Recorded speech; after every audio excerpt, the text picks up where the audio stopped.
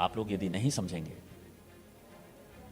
तो जो सिचुएशन वहाँ बढ़ रहा है, जो लोगों में रिजेंटमेंट है, उसमें जहाँ जहाँ डेमोग्राफी चेंज हुई है, चाहे वो किशनगंज है, अररिया है, पूर्णिया है, कटिहार है, जो बंगाल का ज़िला है, मालदा है, मुर्शिदाबाद है, बुरगुन का कुछ इलाका है, दिनाजपुर एरिया है, और हमारे यहाँ ये पाकुड़ है, साहबगंज है, गुड्डा है, देवघर है, दुमका है और जामताड़ा है। इसको एक ना एक दिन आपको यहाँ के स्थानीय पॉपुलेशन को बचाने के लिए, आदिवासियों को बचाने के लिए आपको, क्योंकि पूर्णिया में भी आदिवासी हैं, अररिया में भी आदिवासी हैं, मालदा मुर्शिदाबाद में भी आदिवासी विलोपित हो गए, तिरोपित हो गए। आपको केंद्र शासित राज्य बनाना पड़ेगा।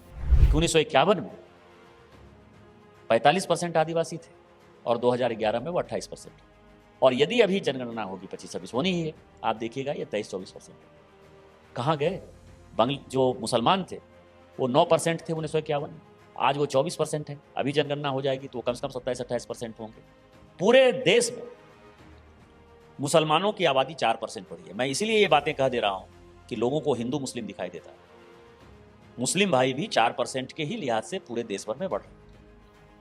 यहाँ क्या कारण हुआ कि 15-16% बढ़ गए? सोरेन जो है शिबू सोरेन का कद इतना बड़ा करना चाह रहे हैं, वो एक तरीके से शिबू सोरेन जी की तुलना सिद्धो कान्हू, बिरसा मुंडा इन लोगों से कर रहे हैं। ये जो आरोप है बहुत गंभीर आरोप है, और आपने कहा कि उनकी सरकार आएगी तो हर जगह उनकी मूर्ति बनेगी।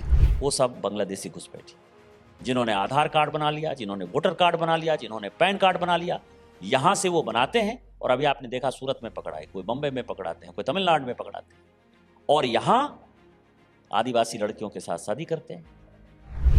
उनके बच्चे मुसलमान होते हैं, उनके ज़मीनों पर कब्जा करते हैं, और धीरे धीरे गांव के गांव विस्थापित। तो ये जो मुद्दा है, जिस मुद्दे को मैं पार्लियामेंट में बोलता रहा, और जो इस पूरे चुनाव का मुद्दा है, तो संथाल परगना को बचाने की लड़ाई है, संथाल परगना के अस्तित्व की लड़ाई है। गोपीनाथपुर जैसा गांव है, तारानगर जैसा गांव है, जहां की लड़कियों को जो है बलात्कार करने के बाद यदि कोई क्वेश्चन उठाता है, उनका वीडियो वायरल करने के लिए कोई क्वेश्चन उठाता है, तो पूरा मालदा और मुर्शिदाबाद से जो है, बंगाल से सारे मुसलमान इकट्ठा होकर आ जाते हैं और वहाँ आबादी को ख़त्म कर। मैंने तो दौरा किया है पूरे पाकुड़ का। आदिवासियों के ऊपर यूसीसी लागू नहीं, और जो भी उनके गुनाहगार होंगे उनके शवों के घर पर बुलडोजर से, तो मतलब वो जो बुलडोजर राजनीति झारखंड में भी आएगी, जो इलीगल माइनिंग करेंगे, क्योंकि जल जंगल जमीन जानवर वो बस बचाने की राजनीति है, आदिवासियों को बचाने की राजनीति है, अपने नदियों को बचाने की राजनीति। नमस्कार, मैं हूं निशांत कुमार आज़ाद, और आज हमारे साथ हैं झारखंड गोड्डा से 4 बार के सांसद और भाजपा के वरिष्ठ नेता श्री निशिकांत दुबे जी। निशिकांत दुबे जी, ऑर्गेनाइजर 5 जन के मंच पे आपका स्वागत है। मेरा पहला सवाल ये है कि इस बार का जो चुनाव है, मोटे मोटे तौर पे देखेंगे तो संथाल परगना के आसपास ही घूम रहा है, और जो बांग्लादेशी इन्फिल्ट्रेशन, जो घुसपैठियों की जो मुद्दा है, वो चुनाव का केंद्र है। क्या कहेंगे इस पे? देखिए, जब मैं 2009 में सांसद बना ना, और मैंने जब आपको पिछला इंटरव्यू दिया था, यदि आपको ध्यान हो, उस वक्त भी मैंने आपको कहा था कि यहाँ से बैठकर आपको संथाल परगना में क्या डेमोग्राफी चेंज हो रहा है ये नहीं समझ में आएगा, जब आप उस इलाके में जाएंगे तो पता चलेगा। और 2009 से लगातार 2024 तक मुझे लगता है कि कम से कम 50 बार तो मैंने बांग्लादेशी घुसपैठी की बात कही। इस बार मैंने बोलते हुए ये कहा कि आप लोग यदि नहीं समझेंगे तो जो सिचुएशन वहाँ बढ़ रहा है, जो लोगों में रिजेंटमेंट है, उसमें जहाँ जहाँ डेमोग्राफी चेंज हुई है, चाहे वो किशनगंज है, अररिया है, पूर्णिया है, कटिहार है, जो बंगाल का ज़िला है, मालदा है, मुर्शिदाबाद है, बुरगुन का कुछ इलाका है, दिनाजपुर एरिया है, और हमारे यहाँ ये पाकुड़ है, साहबगंज है, गुड्डा है, देवघर है, दुमका है और जामताड़ा है। इसको एक न एक दिन आपको यहाँ के स्थानीय पॉपुलेशन को बचाने के लिए, आदिवासियों को बचाने के लिए आपको, क्योंकि पूर्णिया में भी आदिवासी हैं, अररिया में भी आदिवासी हैं, मालदा मुर्शिदाबाद में भी आदिवासी विलोपित हो गए, तिरोपित हो गए। आपको केंद्र शासित राज्य बनाना पड़ेगा। राज्य बनाना कोई उद्देश्य नहीं है, कोई नया राज्य नहीं बनना चाहिए। झारखंड अपने आप में संपूर्ण राज्य है, इसकी एकता और अखंडता जीवित रहनी चाहिए। लेकिन जब ये कहा मैंने, क्योंकि व्याकरण के जो गुरु थे कामता प्रसाद सिंह जी, वो हमेशा कहते थे कि निशाने से ऊपर मारो नहीं तो वार खाली जाएगा। तो मैं हमेशा निशाने पर मारता था, बांग्लादेशी घुसपैठिया आदिवासी की संख्या घट रही है, तो वो वार खाली जाता था। तो मैंने थोड़ा सा निशाना ऊपर कर दिया, हंगामा हो गया, बिहार में हंगामा हो गया, बंगाल में हंगामा हो गया, यहाँ झारखंड मुक्ति मोर्चा ने एक पेज का जो है ऐड दे दिया। ये संथाल पन्ना के कारण ये झारखंड है। झारखंड की आत्मा संथाल पन्ना है। संथाल पन्ना कैसे अलग होगा? संथाल पन्ना तो नहीं रहेगा तो झारखंड का कोई अस्तित्व नहीं है। और इसमें से पीआईएल हुआ, हाईकोर्ट एक्टिव हुआ, केंद्र सरकार पहले से एक्टिव थी, मोदी जी तो इन चीज़ों के लिए पहले से चिंतित थे, लेकिन उनको लगता था कि लॉ एंड ऑर्डर एक ऐसा विषय है जो राज्य का विषय है, उसमें हम कैसे कूदें। गृह मंत्री जी इसीलिए चिंतित रहते थे। और फाइनली हाईकोर्ट के आधार पर हलफनामा दिया केंद्र ने कि 1951 में 45% आदिवासी थे और 2011 में वो 28% हो। और यदि अभी जनगणना होगी 25-26 होनी ही है, आप देखिएगा ये 23-24% हो। कहाँ गए? जो मुसलमान थे वो 9% थे 1951 में, आज वो 24% है। अभी जनगणना हो जाएगी तो वो कम से कम 27-28% होंगे। पूरे देश में मुसलमानों की आबादी 4% बढ़ी है। मैं इसीलिए ये बातें कह दे रहा हूं कि लोगों को हिंदू मुस्लिम दिखाई देता है। मुस्लिम भाई भी 4% के ही लिहाज से पूरे देश भर में बढ़ रहे हैं। यहां क्या कारण हुआ कि 15-16% बढ़ गए? यहां न उद्योग है, न धंधा है, विस्थापन और पलायन के लोग शिकार हैं, लोग बाहर रोजगार करने जाते हैं। कौन है वो सब बांग्लादेशी घुसपैठी, जिन्होंने आधार कार्ड बना लिया, जिन्होंने वोटर कार्ड बना लिया, जिन्होंने पैन कार्ड बना लिया। यहां से वो बनाते हैं और अभी आपने देखा सूरत में पकड़ा है, कोई बम्बई में पकड़ाते हैं, कोई तमिलनाडु में पकड़ाते हैं, और यहां आदिवासी लड़कियों के साथ शादी करते हैं। उनके बच्चे मुसलमान होते हैं, उनके जमीनों पर कब्जा करते हैं और धीरे धीरे गांव के गांव विस्थापित। तो ये जो मुद्दा है, जिस मुद्दे को मैं पार्लियामेंट में बोलता रहा और जो इस पूरे चुनाव का मुद्दा है, तो संथाल पन्ना को बचाने की लड़ाई है, संथाल पन्ना के अस्तित्व की लड़ाई है। और उस लड़ाई को भारतीय जनता पार्टी रियलाइज करती है, इसीलिए उसने अपने मैनिफेस्टो में एक तरफ जनजातियों से संबंधित मुद्दे हों, उनको अधिकार देने की बात हो, द्रौपदी मुर्मू जी को राष्ट्रपति बनाने की बात हो, भाजपा अगर हम जनजाति समुदाय, बनवासी, आदिवासी की बात करें तो उसको लेके काफ़ी गंभीर दिखती है और पिछले 10 साल में देखें तो उन्होंने बहुत सारी कदम उठाए भी हैं। लेकिन दूसरी तरफ हम जब 2019 का झारखंड का चुनाव देखते हैं और 2024 का झारखंड का रिजल्ट देखते हैं, तो उसमें आदिवासी समाज एक विश्वास नहीं जता पा रहे हैं, जो कि आंकड़ों में दिखते हैं। पिछले बार 28 में से 26 सीटें आदिवासी बेल्ट भाजपा हार गई। इस बार लोकसभा चुनाव का भी जो परिणाम है उसमें भी आप एक भी आदिवासी सीट पे नहीं जीत के आए। तो ये विश्वास कैसे इस बार क्यों लग रहा है कि जो इस बार का विधानसभा चुनाव है, आदिवासी समाज जो है भाजपा को वोट करेगी? क्यों आपको ऐसा लगता है? कि मैं बहुत ज़्यादा नहीं जाता। मैं तो संथाल पन्ना की राजनीति करता हूँ और संथाल पन्ना में ही सिमट के रहना चाहता हूँ। मेरे लिए गोड्डा जो है मेरा सब कुछ है। मैं दिल्ली से देवघर आता हूँ, देवघर से सीधा दिल्ली चला जाता हूँ, रांची बहुत रेयर जाता हूँ। आदिवासी सीटें थी वो हमने जीती। हमने दुमका विधानसभा जीती, हमने जामा विधानसभा जीती। हम जो हारे हैं वो सीटें हैं जामताड़ा और शिकारीपाड़ा। हम सारठ भी जीते, हम नाला भी जीते, और उसमें सबसे बड़ा मार्जिन जहां की असली सेंस में हमारे वो जामताड़ा था, जहां तकरीबन 40,000 वोटों से हमको पीछे जाना पड़ा। तो वो आदिवासियों ने नहीं हराया, वो बांग्लादेशी घुसपैठियों ने हराया। जामताड़ा का जो डेमोग्राफी चेंज हुआ है, आप यदि देखेंगे एक एक बूथ पर 126%, 137%, 145% तक जो है पॉपुलेशन बढ़ा है। वो वोटर लिस्ट में नाम किसने डलवाया, उनके बाप दादा कहाँ हैं, एनआरसी जब हो जाएगी तो पता चलेगा। तो मैं आपको बताऊं कि आदिवासी सीट पर हम हारे नहीं हैं, मुझे हरवाया गया है।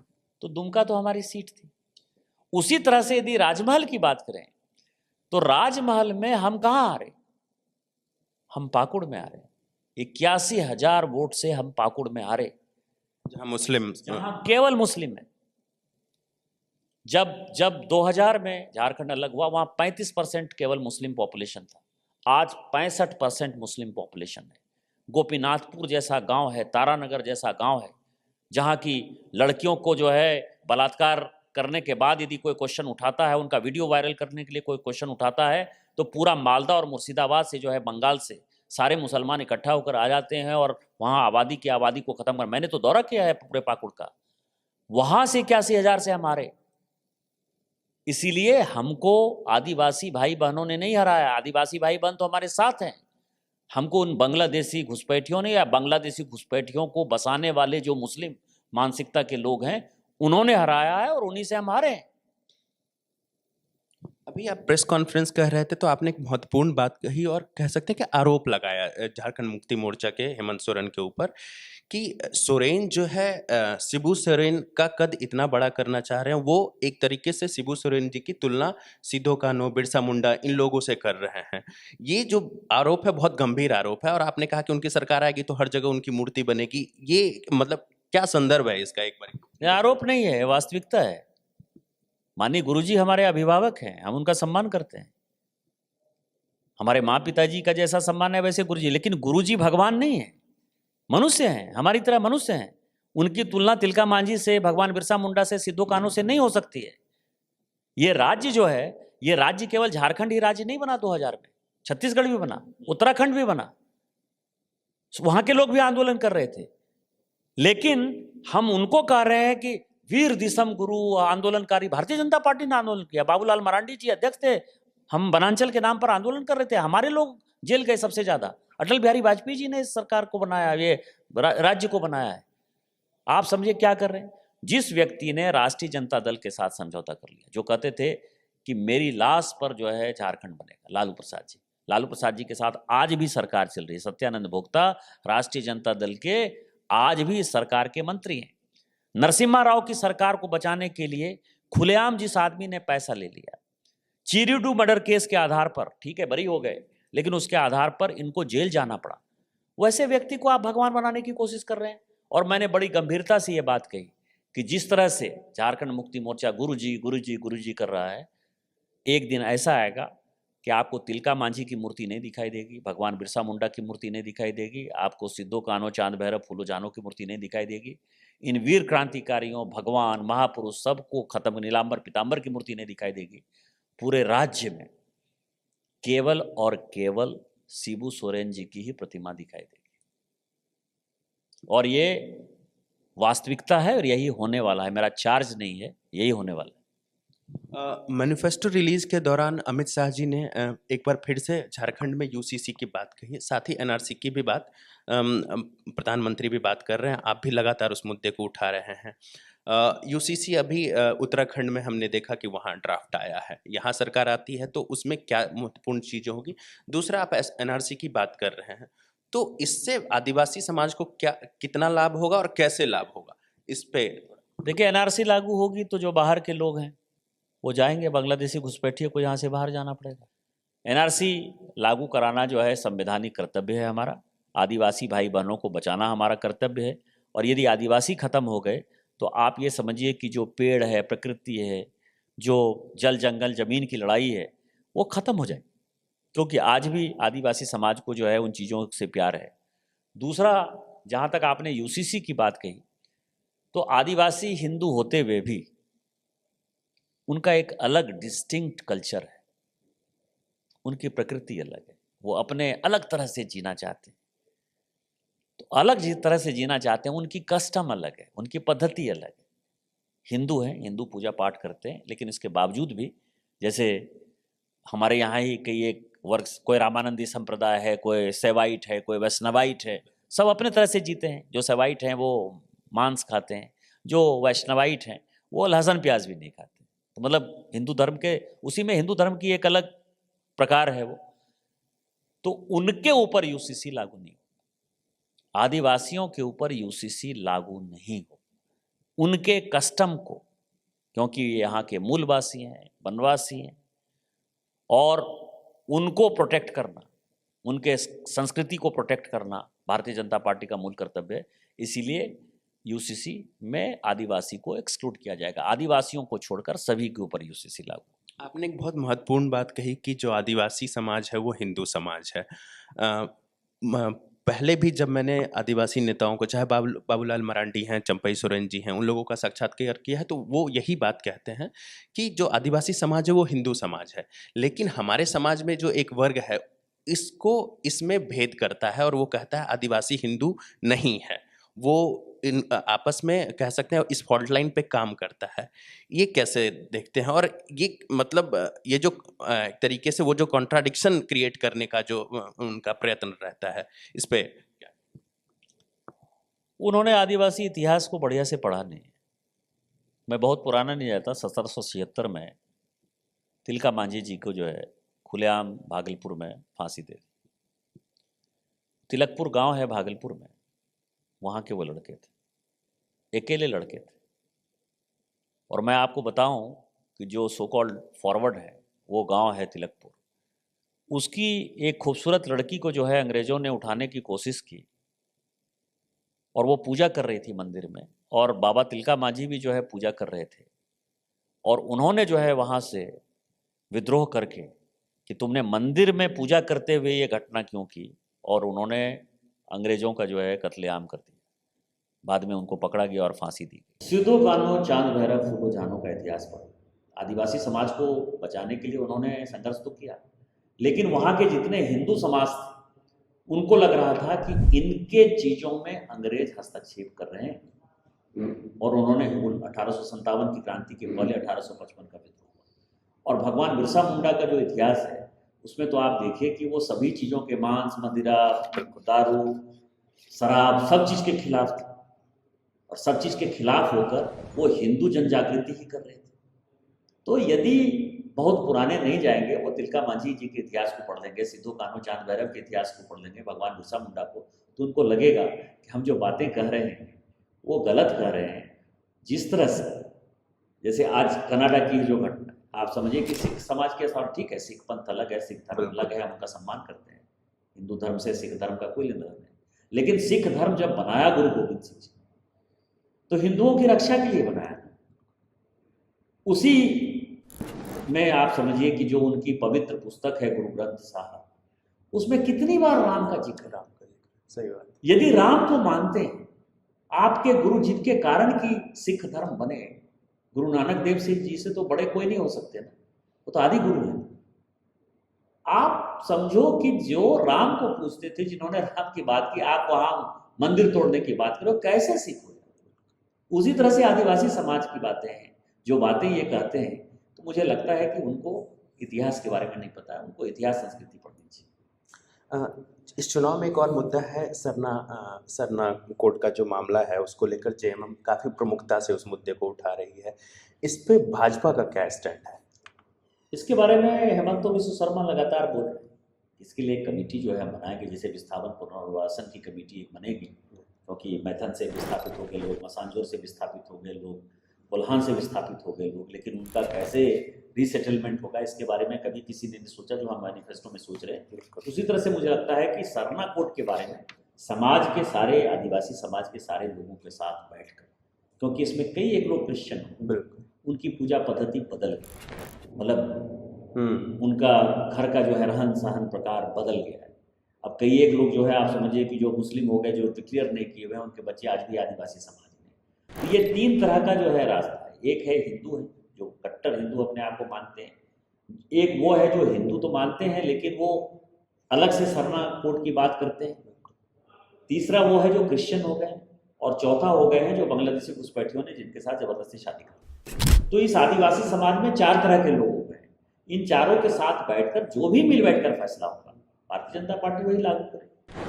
आप कन्वर्टेड लोगों की बात कर रहे हैं और अगर झारखंड का जो कानून देखें हम, तो इसमें जो है अगर कोई आदिवासी महिला से कोई दूसरा धर्म का व्यक्ति विवाह कर लेता है, तो उसमें उसका जो संपत्ति का अधिकार हो जाता है और ऐसे तमाम मामले सामने आए हैं जिसमें ऐसा हुआ है, जहाँ पे छल से विवाह किया गया है, यहाँ तक कि लोग चुनाव भी लड़ रहे हैं। बॉर्डर एरियाज़ में हमने देखा क्रिश्चियन मिशनरी किस तरीके से एक्टिव है, कन्वर्ट हुए। तो उस माध्यम से जो जो कह सकते हैं कि आदिवासियों की हज़ारों एकड़ ज़मीन, जो कि अब वो आदिवासियों की नहीं रही, इस समस्या को कैसे अगर भाजपा सत्ता में आती है, तो ये जो एक तरीके से जो लैंड ऑक्यूपेशन जो हुआ है स्ट्रेटेजिकली, उसको कैसे सॉल्व करेगी बीजेपी? हमने दो चीज़ कहा ना, कि जो बच्चे दूसरे धर्म से पैदा हो रहे हैं, मतलब अब हिंदू मुसलमान से जो पैदा हो रहे हैं, सीधा सीधा मैं कहूँ, बिल्कुल। वो आदिवासी नहीं होंगे। दूसरा हमने कहा कि जो आदिवासियों की ज़मीन ले ली गई है, उस सबको वापस करें। हमने तो साफ कहा है, सारे ज़मीन को जो भी लैंड जिहाद हुआ है और लव जिहाद हो, उसको पलटने का काम करें, उसके लिए सख्त कानून बनाएं और ऐसी कोई हिमाकत नहीं कर पाए। आदिवासियों का अस्तित्व किसी कीमत पर खतरे में नहीं डालना है और पूरे देश का ये कर्तव्य कि हम अंडमान निकोबार की तरह आदिवासी समूह को ऐसा नहीं बना दें कि जो पूरे मेनलैंड से कट जाए। हमको उनको अपने साथ जोड़कर रखना है और ये पांचों उंगली जब तक एक साथ काम नहीं करेगी तो हाथ नहीं बनेगी। तो इस समाज में, यदि आदिवासी समाज में थोड़ी सी भी समस्या हो और जिस तरह से वोट बैंक की पॉलिटिक्स में झारखंड मुक्ति मोर्चा और कांग्रेस मुस्लिम वोट बैंक के नाते जो है मुसलमानों से शादी को बढ़ावा दे रही है, मुसलमानों के कारण जो है बांग्लादेशी घुसपैठियों के कारण आदिवासियों का अस्तित्व समाप्त करना चाहती है। जिस दिन आदिवासियों का अस्तित्व समाप्त हो गया तो जल जंगल जमीन जानवर की जो लड़ाई है इस देश में, वो उसी दिन बंद हो जाएगी और उसको भारतीय जनता पार्टी किसी कीमत पर बंद नहीं। हम लोग चुनाव की बात कर रहे हैं और हमने देखा कि चुनाव से ठीक पूर्व या चुनाव की घोषणा होने के बाद भाजपा के कई महत्वपूर्ण नेता, जिसमें आप दो तीन नाम मेरे पास है, लुइस मरांडी हो गए, कुणाल सारंगी हो गए, लक्ष्मण टुड्डू हो गए, केदार हाजरा हो गए, ये लोग पार्टी छोड़, इसमें से कुछ विधायक भी थे, इन लोगों ने पार्टी छोड़ करके जेएमएम ज्वाइन किया या अन्य पार्टी ज्वाइन की। भाजपा एक वैचारिक पार्टी के रूप में जानी जाती है जिसके पीछे एक विचार है। तो ये जो नेता हैं जो लंबे समय तक भाजपा का हिस्सा रहे और अब चुनाव के दौरान किसी भी कारण से वो गए, कैसे देखते हैं इस बदलाव को कि वो पार्टी छोड़ के जा रहे हैं? वैसे कई अन्य जेएम के नेता भी भाजपा में आए हैं, लेकिन जो भाजपा के नेता छोड़कर पार्टी नहीं जाते, ये बहुत कम दफा देखा गया है कि वो पार्टी छोड़ के किसी अन्य दल में शामिल होते हैं। कैसे देखते हैं इस बदलाव को? देखिए, कोई भी पार्टी छोड़ के जाता है तो तकलीफ होती है, लेकिन ये जो पॉलिटिक्स ऑफ ग्रीड है, लोभ की राजनीति, ये इन चीजों को करने को मजबूर करती है। लुइस मरांडी जी को पार्टी ने 3-4 बार टिकट दी। आज मेरे ऊपर यदि 45 केस हैं तो उस केस की शुरुआत लुइस मरांडी जी के उपचुनाव के कारण, उसी में मैंने कहा था हेमंत सोरेन जी को कि मैं जेल भेज दूंगा, लोकपाल का केस किया था और मेरे मन में था कि हम पूरी मेहनत करेंगे, जी तोड़ मेहनत करेंगे और लुइस मरांडी जीतेंगे। मंत्री बनाया, राष्ट्रीय मंत्री बनाया, और इस बार भी ऐसा नहीं था कि हम उनको टिकट नहीं दे रहे। हम लोग को ये लग रहा था कि हेमंत सोरेन जी को एक बार उन्होंने दुमका से हराया, इस बार बहुत अच्छा माहौल है, वो बरहेट से चुनाव लड़ेंगे, वो चुनाव जीत सकते। लेकिन उनको तो पार्टी का इतना बड़ा जो कंट्रीब्यूशन है, उनको नहीं समझ में आया कि पार्टी ने एक नेता को बनाने में, जैसे मैं ही 4 बार जीता, अपने कारण नहीं जीता, पार्टी जिताती है, पार्टी नेता बनाती है, निस्वार्थ भाव से कार्यकर्ता काम करते हैं। चलिए, इसको आप अच्छा कहेंगे या बुरा कहेंगे? दूसरा, आपने कुणाल सारंगी की बात की। कुणाल सारंगी लोकसभा चुनाव में ही चले, झारखंड मुक्ति मोर्चा का काम कर रहे थे, उन्होंने पहले इस्तीफा दे दिया था, तो इसलिए आज हमारे चुनाव के लिए नहीं। तीसरा, लक्ष्मण टुड्डू जो है घाटशिला जैसी जगह, हमने प्रदीप पालमुचू जैसे गद्दावर नेता के खिलाफ जो है उनको खड़ा करवाया, उनको जिताया, पूरी पार्टी लगी, चले गए। अब पार्टी के सर्वे में यदि आ रहा है कि बाबू राम सोरेन जो है ज़्यादा मजबूत उम्मीदवार है और हमको सीटें दे सकते हैं। और चंपई सोरेन जी, आपने हमारी बात तो कही, लेकिन आप ये समझिए कि झारखंड मुक्ति मोर्चा से कौन लोग हमारे यहाँ हैं? ये लोग तो भारतीय जनता पार्टी का नेतृत्व नहीं कर रहे थे, तो एमएलए थे, कार्यकर्ता थे, लेकिन जिन्होंने पार्टी खड़ी की झारखंड मुक्ति मोर्चा, दुर्गा सोरेन, दुर्गा सोरेन जी की मृत्यु के बाद ही तो हेमंत सोरेन जी आए ना, उनका पूरा परिवार आया। सोरेन परिवार से कोई अलग होकर राजनीति कर रहा है, अपने आप में बड़ी बात है। जो दुमका से चुनाव लड़ रहे हैं, जो दुमका से लोकसभा लड़ी, अभी जामताड़ा से विधानसभा चुनाव लड़ रही, उसी तरह से चंपई सोरेन जी जो कोल्हान में जिन्होंने झारखंड मुक्ति मोर्चा को खड़ा किया, जो मुख्यमंत्री थे, और इन दोनों का पैर जो है हेमंत सोरेन जी छूते हैं, इसका आदर करते हैं। आदर आप उनका करते हैं जिनके प्रति आपको सम्मान है कि इस पार्टी को बढ़ाने में जिन्होंने बड़ा योगदान दिया, वो लोग पार्टी छोड़कर आए। तो हमारे यहाँ जो पार्टी छोड़कर गए वो पॉलिटिक्स ऑफ ग्रीड है, और उनके यहाँ से जो पार्टी छोड़कर आए वो आइडियोलॉजिकल छोड़कर आए, जहां पति पत्नी को छोड़कर किसी का सम्मान नहीं। मुझे ये नहीं बोलना चाहिए, लेकिन मैं आपको एक बड़ी कहानी बताता हूं कि जामा का सीट होल्ड रहा, और जामा का सीट से जो है कई एक लोग दुर्गा सोरेन जी की बेटी जयश्री को लड़ाना चाहते थे, जेल में प्रेशर था वहां से। अब जयश्री लड़ती कि नहीं लड़ती है दूसरा सवाल, लेकिन जो लोग टिकट मांगने के लिए गए और कह रहे थे कि जयश्री को लड़ाइए, उनको कहा गया गुरुजी की तरफ से, और गुरुजी की पत्नी हेमंत सोरेन जी की मां रूपी सोरेन जी, जो मेरी भी आदरणीय है, कि ये टिकट का फैसला कल्पना सोरेन जी के माँ बाप करें। अच्छा, अब इससे बड़ी घटना झारखंड मुक्ति मोर्चा के इतिहास में कोई दूसरी होती हो, और जो लोग कहते हैं कि पति पत्नी की पार्टी हो गई, झारखंड मुक्ति मोर्चा नहीं है, इसका सबसे बड़ा उदाहरण मैं डालूँ। आपने पति पत्नी की पार्टी की बात की, एक सवाल और है मेरा इससे जुड़ा हुआ है कि हम लोग भाजपा जो है परिवारवाद की राजनीति के खिलाफ है, लेकिन इस चुनाव में देखा गया कि कई नेताओं के रिश्तेदारों को टिकट मिली, जो प्रमुख नेता हैं। ये भी एक विपक्ष जो है बार बार आरोप लगा रहा है कि जो बार हमें कहती थी कि हम परिवारवाद की राजनीति कर रहे हैं, भाजपा आज वही राजनीति कर रही है। इस आरोप को कैसे देखते हैं? एक केवल चंपई सोरेन जी के उदाहरण को छोड़ दीजिए, उनके बेटे के उदाहरण को छोड़ दीजिए, और चूंकि वो बहुत बड़ा सेक्रीफाइस करके आए थे, आंदोलनकारी आए थे, तो कहीं ना कहीं आपको एक अपवाद छोड़ना पड़ता, और दूसरा उनसे ज़्यादा मजबूत उम्मीदवार घाटशिला हमारे पास था नहीं। तो झारखंड में हमने उन्हीं लोगों को टिकट दिया जब परिवार में एक ही आदमी राजनीति कर। अर्जुन मुंडा जी आज घर में बैठे, पार्टी के लिए काम कर रहे, उनकी पत्नी चुनाव लड़ी, हमने अर्जुन मुंडा जी और उनकी पत्नी को नहीं दिया टिकट। रघुवर दास जी राजनीति से बाहर चले, वो गवर्नर है, माननीय गवर्नर है, उनकी बहू को टिकट। आप बताएं ना कि हमने कौन सा ऐसा है कि बाप भी एक्टिव है, वाइफ भी एक्टिव है, बेटा भी एक्टिव है, इस तरह की बातें नहीं करते। और जिन लोगों को हमने टिकट दिया, मेरा मुंडा वर्षों से सामाजिक जीवन में एक्टिव है, वो हमेशा जमशेदपुर में हमेशा राजनीति करती रही और पार्टी को बढ़ाते। और वो आर्चरी एकेडमी जो वो चलाते हैं, वो अर्जुन मुंडा जी नहीं चलाते, वो मेरा मुंडा जी चलाते हैं। उसी तरह से रघुवर दास जी के जमशेदपुर जाने के छोड़ने के बाद से जो उनका लड़का है ललित दास, और जो उनका भांजा है, और जो इनकी वाइफ है ललित जी की वाइफ जो पूर्णिमा जी कैंडिडेट है, वो लगातार पार्टी के लिए वही लोग काम करते थे। तो कार्यकर्ताओं के नाते जो है हमने उनको एक बड़ा डेवलपमेंट चुनाव के बीच में देखने को मिला, रविंद्र कुमार राय को कार्यकारी अध्यक्ष बनाया गया। बाबूलाल जी ऑलरेडी अध्यक्ष थे। इस तरीके के स्टेप जो है भाजपा की तरफ से चुनाव के बीच में नहीं देखता। क्या वजह थी इसके पीछे कि चुनाव के बीच में रविंद्र राय जी को कार्यकारी अध्यक्ष बनाया गया? नहीं, ये भाजपा नहीं, ये भाजपा ही करती है। जहाँ भी जिलाध्यक्ष, जरूरत क्या थी? नहीं, जहाँ जिलाध्यक्ष चुनाव लड़ने लगते हैं, जैसे मैं आपको बताऊं, मैं पिछली बार भागलपुर में इंचार्ज था, तो रोहित पांडे जिलाध्यक्ष थे, वो भागलपुर का चुनाव लड़ने लगे, तो हमने संतोष कुमार को जो है कार्यकारी अध्यक्ष बना दिया।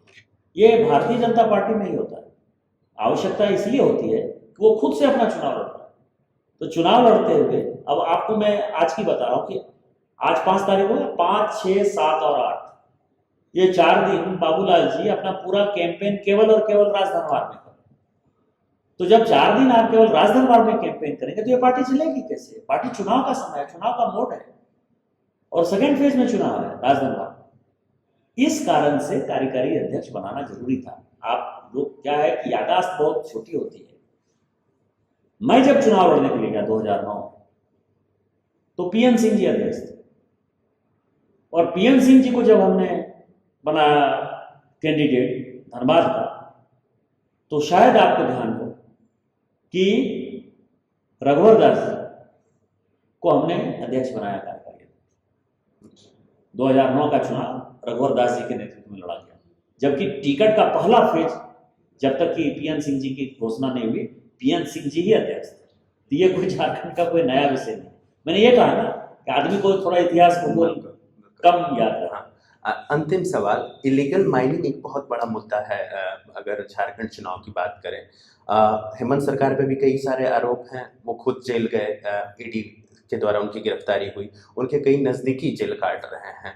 इलीगल माइनिंग को लेकर के बीजेपी के पास क्या कुछ रोड मैप है कि अगर वो सरकार में आती है तो इलीगल माइनिंग को कैसे रोकेगी? इलीगल माइनिंग जो करते हुए नजर आएंगे और जो भी उनके गुनाहगार होंगे, उनके सबों के घर पर बुलडोजर चाहिए। तो मतलब वो जो बुलडोजर राजनीति झारखंड में भी आएगी जो इलीगल माइनिंग करेंगे, क्योंकि जल जंगल जमीन जानवर वो बस बचाने की राजनीति है, आदिवासियों को बचाने की राजनीति है, अपने नदियों को बचाने की राजनीति है। अपने आपको मैं बताऊँ, फॉसिल है साहबगंज में, गिट्टी माफिया ने फॉसिल तक को बेच दिया। 19 करोड़ साल पुराना फॉसिल, अपने धरोहर को बचाने की राजनीति है। उस राजनीति के लिए इस देश को तोड़ने वाली जो भी ताकत है, उसको कानूनी तौर पर सलाखों के पीछे कैसे ले जाना, कानूनी तौर पर उनको आर्थिक तौर पर कैसे पंगु बनाना, इसके लिए भारतीय जनता पार्टी के पास पूरा ब्लूप्रिंट है। और जैसे ही सरकार बनेगी, आपको पहले कैबिनेट में ये सारी चीजें नजर आएंगी। लास्ट सवाल, भाजपा कितनी सीटें इस चुनाव में जीतने जा रही है? क्या है आपके निशिकांत दुबे का क्या आंकड़ा है? हम 2/3 बहुमत से सरकार बना, इस बार हमारा मुकाबला किसी के साथ। तो आपने देखा कि निशिकांत जी ने किस तरीके से, चाहे वो परिवारवाद का मुद्दा हो, इलीगल माइनिंग का मुद्दा हो, बांग्लादेशी घुसपैठियों का मुद्दा हो, या वनवासी समाज से जुड़े जितनी भी समस्याएं हैं, उससे सभी पे खुलकर बातचीत की, और उन्होंने कहा कि भाजपा इस बार पूर्ण बहुमत की सरकार इसमें राज्य में बनाने जा रही है। निशिकांत जी, इस चुनावी व्यस्तता से समय निकालकर ऑर्गेनाइजर को समय देने के लिए आपको बहुत बहुत धन्यवाद। आपका भी धन्यवाद।